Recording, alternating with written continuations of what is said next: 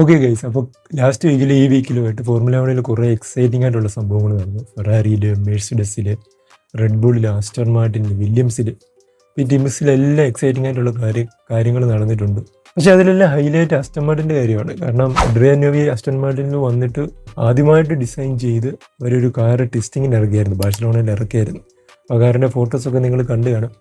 അത് പ്രൈവറ്റ് സെഷനായിരുന്നു, പക്ഷേ ഫാൻസ് അറിയാമല്ലോ, പാപ്പരാസീസ് എല്ലായിടത്തും ഉണ്ട്. അപ്പോൾ അവരെടുത്ത് കുറച്ച് ഫോട്ടോസും വീഡിയോസൊക്കെ എടുത്ത് ഇട്ടായിരുന്നു. അപ്പോൾ ഇതുപോലെ F1 റിലേറ്റഡ് ആയിട്ട് കുറേ കാര്യങ്ങളൊക്കെ വരുന്ന കുറേ പേജസും റെഡിറ്റിലും അതുപോലെ എക്സിലും ഒക്കെ വരുന്ന പേജസിൽ കാണുന്നതെന്ന് വെച്ച് കഴിഞ്ഞാൽ, അഡ്രിയാൻ ന്യൂവി റെഡ് ബുള്ളിലും മെക്ലാരനിലും ഒക്കെ ഉണ്ടായിരുന്നപ്പോൾ ഡിസൈൻ ചെയ്ത കാറിൻ്റെ റിപ്ലിക്കയാണ് ഈ കാറെന്നാണ് അവർ പറയുന്നത്. അപ്പോൾ അതിന് എക്സാമ്പിളായിട്ട് അവർ പറയുന്നതെന്ന് വെച്ച് കഴിഞ്ഞാൽ, കാറിൻ്റെ അപ്പർ ബോഡി വർക്കില്ലേ രണ്ട് സൈഡിലായിട്ട് മറ്റേ വൈക്കിംഗ് സോണില്ലേ, അതുപോലെ രണ്ട് സെറ്റപ്പ് ഉണ്ട്. പിന്നെ സസ്പെൻഷനിൽ, വിഷ്ബോൺ സസ്പെൻഷനിലും അതുപോലെ എന്തോ ചേഞ്ച് വന്നിട്ടുണ്ട് എന്നൊക്കെയാണ് അവർ പറയുന്നത്. നമുക്കൊന്നും അറിയില്ല, കാരണം ഇതിപ്പം പ്രൈവറ്റായിട്ട് അറിയണമെങ്കിൽ അറിയാലോ, ബഹ്റൈനിലെ പ്രീ സീസൺ ടെസ്റ്റിംഗ് നടക്കണം, എന്നാലും നമുക്ക് കൂടുതൽ ഡീറ്റെയിൽസ് അറിയാൻ പറ്റത്തുള്ളൂ.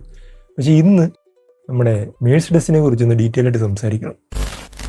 ഇതുവരെയുള്ള ഡേറ്റാസും കാര്യങ്ങളും എല്ലാം കണ്ടു കഴിഞ്ഞപ്പോൾ, അതായത് ബാഴ്സലോണയിൽ നടന്ന ആ ഒരു ഷേക്ക് ഡൗൺ സെഷൻസിലും ഒക്കെ ആ ഒരു പ്രസ് മീറ്റ്, ഇൻ്റർവ്യൂസ്, ഡ്രൈവേഴ്സിൻ്റെ ഇൻ്റർവ്യൂസും കാര്യങ്ങളും ഒക്കെ കണ്ടു കഴിഞ്ഞപ്പോഴത്തേന് ഫാൻസിനെല്ലാം ഒരേ ഡൗട്ട്. അതായത് മെഴ്സിഡസിൻ്റെ ഒരു ഡൊമിനേഷൻ ഏറെ ഉണ്ടായിരുന്നല്ലോ, ആ സംഭവം തിരിച്ചു വരുമോ എന്നാണ് ഇപ്പോൾ എല്ലാവരുടെയും ഡൗട്ട്. അതിന് അടിസ്ഥാനമുണ്ട്, എന്തൊക്കെയാണെന്ന് ഡിസ്കസ് ചെയ്യാം. So let's talk about Mercedes W70.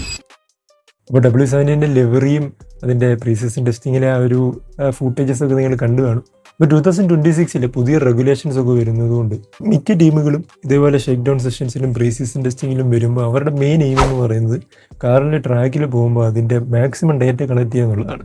അതായത് എഞ്ചിൻ്റെ പെർഫോമൻസ്, ഹീറ്റ് ഷീൽഡിങ്, ബ്രേക്കിങ്, ടയറിൻ്റെ പെർഫോമൻസ്, എയറോഡൈനാമിക്സിൻ്റെ പെർഫോമൻസ്, എൻറ്റയർലി കാറിൻ്റെ എല്ലാ ഡേറ്റേഴ്സും കളക്ട് ചെയ്യുക എന്നുള്ളതാണ് ടീംസിൻ്റെ എല്ലാം എയിം എന്ന് പറയുന്നത്.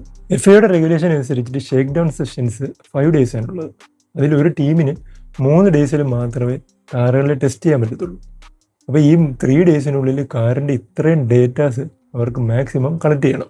ഇപ്പോൾ ഈ മെഴ്സിഡസ് പോലുള്ള ടീംസിൻ്റെ അവരുടെ ഒരു പ്രത്യേകത എന്താണെന്ന് വെച്ച് കഴിഞ്ഞാൽ, മെഴ്സിഡസിന് 3 ടീമുകളുണ്ട്. അതായത് മെഴ്സിഡസിൻ്റെ ഓൺ ടീമുണ്ട്, അതുപോലെ അവർക്ക് കസ്റ്റമർ ടീംസും ഉണ്ട്. അതായത് മെക്ലാരൻ ഉണ്ട്, വില്യംസ് ഉണ്ട്, ഇപ്പോൾ ആൽപൈനും ഉണ്ട്. അപ്പം ടോട്ടലി അവർക്ക് മെഴ്സിഡസിന് 4 ടീമുകളാണ് ഗ്രിഡിലുള്ളത്. അപ്പോൾ ഈ 4 ടീമുകളിൽ നിന്ന് ഇവർക്ക് സെപ്പറേറ്റ് ആയിട്ടുള്ള ഡേറ്റാസാണ് കിട്ടുന്നത്. അതുപോലെ റെഡ് ബുള്ളിന് 2 ടീംസ് ഉണ്ട്, ഫെറാറിക്ക് 3 ടീംസ് ഉണ്ട്. അത് നിങ്ങൾക്ക് അറിയാറില്ല. അപ്പോൾ ഞാൻ പറഞ്ഞു വന്നത്, ഈ ഷേക്ക് ഡൗണിൻ്റെ 5 ദിവസത്തിൽ 3 ദിവസത്തിന് ടീംസിന് ട്രാക്കിൽ ടെസ്റ്റ് ചെയ്യാൻ പറ്റത്തുള്ളൂ. അപ്പോൾ ചില ടീമുകൾ ആദ്യമേ വന്നിട്ട് ഇത് ടെസ്റ്റ് ചെയ്യും, ചില ടീമുകൾ പകുതിക്ക്, അതായത് ആ ഒരു 5 ദിവസത്തിൽ ഏതെങ്കിലും ഒരു മിഡിൽ ഏതെങ്കിലും ഒരു ഡേയ്സിൽ വന്ന് വരും. ചില ടീമുകൾ പങ്കെടുക്കത്തേയില്ല, കാരണം വില്യംസ് ബാഴ്സലോണ ഷേക്ക് ഡൗണിൽ പങ്കെടുത്തിട്ടില്ല. പക്ഷെ അങ്ങനെ നോക്കുവാണെങ്കിൽ ഹോണ്ടയ്ക്ക് അതൊരു ചെറിയൊരു ഡിസഡ്വാൻറ്റേജ് ഉണ്ട്. കാരണം ഹോണ്ടയ്ക്ക് ഒരു ടീം മാത്രമേ ഗ്രിഡിലുള്ളൂ, ആസ്റ്റൺ മാർട്ടിൻ. അപ്പോൾ നമ്മൾ പറഞ്ഞു തുടങ്ങിയത് എല്ലാവർക്കും ഒരു പേടിയുള്ള കാര്യമാണ്, അതായത് മെഴ്സിഡസിൻ്റെ ആ ഒരു ഡൊമിനേഷനേറെ തിരിച്ചു വരുമെന്നാണ്. അതിന് കാരണമെന്ന് പറയുന്നത്, ഈ കഴിഞ്ഞ ഷേക്ക് ഡൗൺ സെഷനിൽ ഈ മെഴ്സിഡസിൻ്റെ ചില ബിഹേവിയേഴ്സാണ്. കാരണം എന്താണെന്ന് വെച്ച് കഴിഞ്ഞാൽ, മെഴ്സിഡസ് ആണ് എപ്പോൾ വന്നാലും ഈ ഷേക്ക് ഡൗൺ സെഷനിൽ എല്ലാ സെഷൻസിലും ഏറ്റവും ആദ്യം ഗ്രിഡിൽ വരുന്നത് മെഴ്സിഡസ് ആണ്. അതേപോലെ അവരുടെ ഡ്രൈവേഴ്സിൻ്റെ ബിഹേവിയർ, അതായത് ഇൻ്റർവ്യൂസിൽ അവരുടെ ബിഹേവിയർ, അതായത് അൻ്റനെല്ലിയുടെ ആണെങ്കിലും ജോർജ് റസലിൻ്റെ ആണെങ്കിലും അവർ ഭയങ്കര കാഷ്വലായിട്ട്, ജോർജ് ഓൾറെഡി ഭയങ്കര കൂളായിട്ടുള്ളൊരു കൈയാണ്, പുള്ളിയുടെ ഇൻ്റർവ്യൂസ് ഒക്കെ കണ്ടാൽ മതി. അല്ല അൻ്റനെല്ലി ആണെങ്കിലും എന്താ കാറ് നല്ലതായിട്ട് ബിൽഡ് ചെയ്തിട്ടുണ്ട്, ഞങ്ങൾക്ക് ഉറപ്പുണ്ട്, അങ്ങനെ പോസിറ്റിവിറ്റിയിലാണ് നിൽക്കുന്നത്. രണ്ടാമത്തെ കാര്യം എന്താണെന്ന് വെച്ച് കഴിഞ്ഞാൽ, നമുക്ക് എല്ലാവർക്കും അറിയാം മെഴ്സിഡസിന് പവർ യൂണിറ്റിൽ കുറച്ച് അഡ്വാൻറ്റേജ് ഉണ്ട്. കാരണം അവർക്ക് 4 ടീംസ് ഉണ്ട് ഗ്രിഡിൽ, അവരുടെ ഓൺ ടീമും പിന്നെ 3 കസ്റ്റമർ ടീംസും ഉണ്ട്. അപ്പോൾ ഈ 4 ഡിഫറെൻറ്റ് ടീംസിൽ നിന്ന് ഇവർക്ക് ഡേറ്റാസ് കിട്ടിക്കൊണ്ടേ ഇരിക്കുകയാണ്. ഓഫ് കോഴ്സ് അവരുടെ കസ്റ്റമർ ടീംസിൽ നിന്ന് എല്ലാ ഡേറ്റയൊന്നും അവർക്ക് കിട്ടത്തില്ല. മറ്റ് എയറോഡൈനാമിക് ഡേറ്റയോ അല്ലെങ്കിൽ ഹീറ്റ് ഷീൽഡിങ്ങിൻ്റെ ഡേറ്റ അങ്ങനെയുള്ള കാര്യം അതിൻ്റെ ഒന്നും കിട്ടത്തില്ല. അതൊക്കെ ഇവർ മെഴ്സിഡസിൽ നിന്ന് കിട്ടുള്ളൂ. പക്ഷേ ഈ കസ്റ്റമർ ടീംസിൽ നിന്നും എൻജിൻ റിലേറ്റഡ് ആയിട്ടുള്ള എല്ലാ ഡേറ്റാസും ഇവർക്ക് കിട്ടും. അപ്പോൾ അതിനനുസരിച്ചിട്ടുള്ള ട്വീക്കിങ് ഇവർക്ക് ചെയ്യാൻ പറ്റും. സോ അത് അവർക്കൊരു വലിയൊരു അഡ്വാൻറ്റേജാണ്. അപ്പോൾ പവർ യൂണിറ്റിൻ്റെ ഡേറ്റ എടുത്തപ്പോഴത്തേന് ഈ ഒരു ഷേക്ക് ഡൗൺ സെഷൻസിൽ മെഴ്സിഡസ് കംപ്ലീറ്റ്ലി ഡൊമിനേറ്റ് ചെയ്യുന്നുണ്ട്. കാരണം മെഴ്സിഡസിൻ്റെ ഓൺ ടീം, അതായത് ആൻ്റനെല്ലി ആണ് ടോപ്പിലുള്ളത്. പിന്നെ കസ്റ്റമർ ടീംസിലെ ഡ്രൈവേഴ്സും ആ ഒരു റേഞ്ചിൽ തന്നെ ഉണ്ട്. അപ്പോൾ എന്ന് വെച്ച് കഴിഞ്ഞാൽ മെഴ്സിഡസിൻ്റെ പവർ യൂണിറ്റ്സ് ആണ് ഡൊമിനേറ്റ് ചെയ്യുന്നത്. പിന്നെ മൂന്നാമത്തെ കാര്യം എന്ന് പറയുന്നത്, ഇതൊരു പ്രൈവറ്റ് ടെസ്റ്റിംഗ് ആണ്. ഞാൻ ഓൾറെഡി പറഞ്ഞായിരുന്നു, പബ്ലിക്കിന് കൊടുക്കത്തില്ല എന്ന് പറഞ്ഞാൽ ടെലികാസ്റ്റ് ഒന്നും ചെയ്യുന്നില്ല. ഇവിടെ ഈ ഫാൻസ് വന്നെടുക്കുന്ന ചില വീഡിയോസും ഫോട്ടോസും ഒക്കെ ഉള്ളൂ. അപ്പോൾ ഈ സമയത്തിൽ ഈ ഒരു പ്രൈവറ്റ് ടെസ്റ്റിങ്ങിൻ്റെ സമയത്തിൽ ടീം പ്രിൻസിപ്പൾസോ എഞ്ചിനീയേഴ്സോ ഒക്കെ എന്തെങ്കിലും പറയുന്നതനുസരിച്ചിട്ടാണ് നമുക്ക് ഈ കാണുന്ന ഡേറ്റാസും ഒക്കെ കിട്ടുന്നത്. എന്ന് വെച്ച് കഴിഞ്ഞാൽ ഈ പ്രൈവറ്റ് ടെസ്റ്റിങ്ങിൽ നമ്മൾ കണ്ട ഈ ഡേറ്റാസ് അനുസരിച്ചിട്ട് ആ ടീമിൻ്റെ പെർഫോമൻസ് ഇത്രയേ ഉള്ളൂ, അല്ലെങ്കിൽ അവരുടെ കാറിൻ്റെ പെർഫോമൻസ് അത്രയേ ഉള്ളൂ, അല്ലെങ്കിൽ അതിൽ കൂടിപ്പോകുമോ അല്ലെങ്കിൽ കുറഞ്ഞു പോകുമോ എന്നുള്ളതൊന്നും നമുക്കൊന്നും ഇപ്പോൾ ഒന്നും പറയാൻ പറ്റത്തില്ല. പിന്നെ വേറൊരു കാര്യം എന്ന് പറയുന്നത് ഈ പ്രീ സീസൺ ടെസ്റ്റിംഗ്, ഈ പ്രൈവറ്റ് ടെസ്റ്റിങ്ങിലെല്ലാം ടീം പ്രിൻസിപ്പൽസും ഡ്രൈവേഴ്സിൻ്റെ ഇൻ്റർവ്യൂ നോക്കി കഴിഞ്ഞാൽ അവർ മെയിനായിട്ട് പറയുന്നത് കുറച്ച് കാര്യങ്ങളാണ്.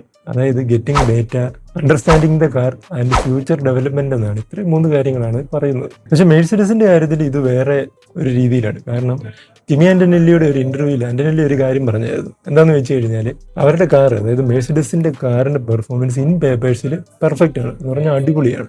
അതുപോലെ ഡേ 1 ഒരു മോർണിംഗ് സെക്ഷനിൽ വന്നപ്പോഴത്തേന് എഞ്ചിനിലെ ഒരു ചെറിയൊരു ട്വീക്കിങ് വരുത്തി, അത് കഴിഞ്ഞ് ആഫ്റ്റർനൂൺ സെഷനിൽ ഇറങ്ങിയപ്പോഴത്തേന് കാർ ഇച്ചിരൂടെ നല്ലതായിട്ട് പെർഫോം ചെയ്യുന്നുണ്ടെന്ന് ആൻ്റനെല്ലി പറഞ്ഞായിരുന്നു. പിന്നുള്ളത് ജോർജ് റസലിൻ്റെ കാര്യമാണ്. ജോർജ് റസലിനെ നമുക്കറിയാം ഭയങ്കര ഫണ്ണി ആയിട്ടുള്ളൊരു കാര്യമാണ്, പുള്ളി ഇൻ്റർവ്യൂസ് ഒക്കെ കണ്ടാൽ മതി. പക്ഷേ ജോർജ് റസലിൻ്റെ ഈ പ്രൈവറ്റ് സെഷൻസിനുള്ള ഒരു ഇൻ്റർവ്യൂ നോക്കിക്കഴിഞ്ഞാൽ ജോർജ് റസൽ ഭയങ്കര കൂളാണ്. എന്ന് വെച്ച് കഴിഞ്ഞാൽ പുള്ളി ഒരു കാര്യം പറഞ്ഞു, അതായത് ഈ വർഷം പുള്ളിക്ക് ചാമ്പ്യൻഷിപ്പിൽ മത്സരിക്കാൻ പറ്റുമോ എന്ന് പറഞ്ഞാൽ റിയൽ ഫൈറ്റ് ചെയ്യാൻ പറ്റുമെന്നാണ് റസൽ പറയുന്നത്.